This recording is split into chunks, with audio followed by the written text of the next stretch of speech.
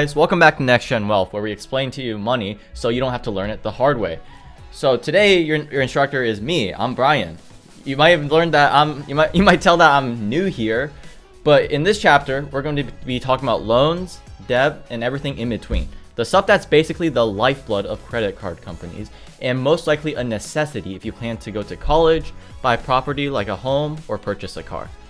So to begin, let's talk about the concept of borrowing money. Not the philosophical idea behind money, that's a whole nother can of worms, but the whens and whys of borrowing money.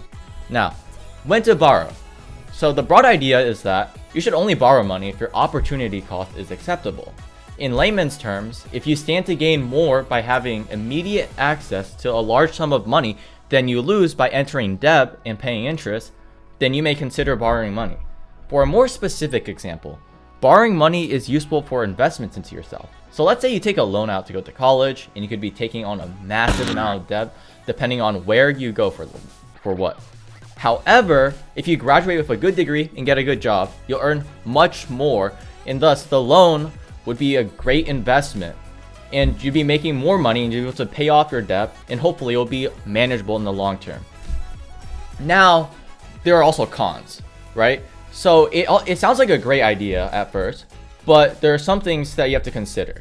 The main issue are the rates, obviously, the interest rates. Aside from credit cards, in a traditional loan, you're never going to be paying back the same money you owed. With inflation and involved risk, it simply isn't profitable for the loaner.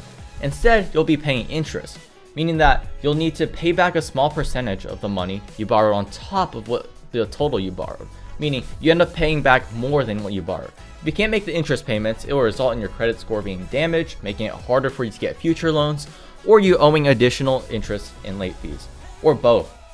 You may also want to consider the debt that you take on for a loan.